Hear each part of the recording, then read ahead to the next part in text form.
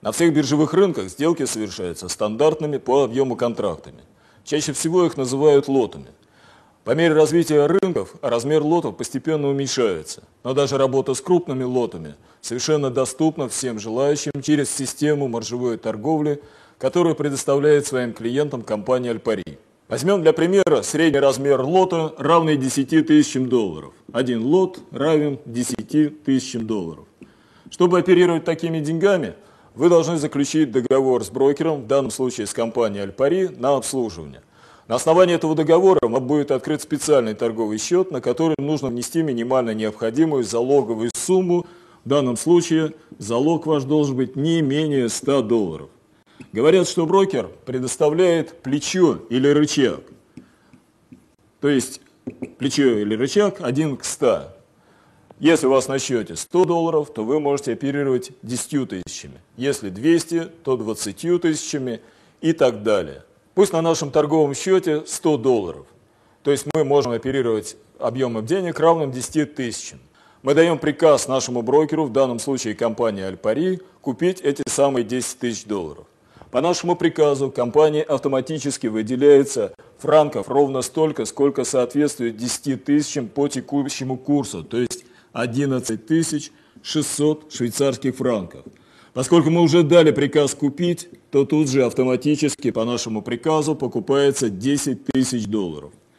Вот на этом участке котировки франка растут, то есть растет доллар. Поэтому, когда мы вот в этот момент времени дадим приказ продать, то обратно мы получим уже не 11 600, а 11 700 швейцарских франков.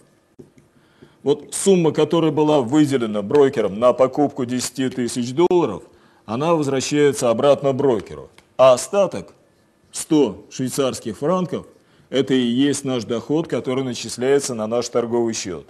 Но только начисляется он не в франках, а конвертируется по текущему курсу в доллары, что будет составлять примерно 86 долларов. Как же возникает прибыль при торговле валютами? Рассмотрим на примере доллар-швейцарский франк. Предположим, что на основе проведенного анализа мы предполагаем, что котировки будут расти. То есть в данном случае будет дорожать доллар, поскольку за него будут давать все больше и больше швейцарских франков. На Форексе все приказы отдаются по отношению к валюте, в которой выражен стандартный лот, то есть в нашем случае к долларам. Мы даем приказ нашему брокеру продать доллары, в данном случае за франки. Брокер выделяет, опять же автоматически выделяет нам 10 тысяч долларов и по нашему приказу продает их за франки. Франк на этом участке дорожает, поэтому когда мы даем приказ купить обратно доллары, то мы получаем уже не 10 тысяч, а 10 086 долларов.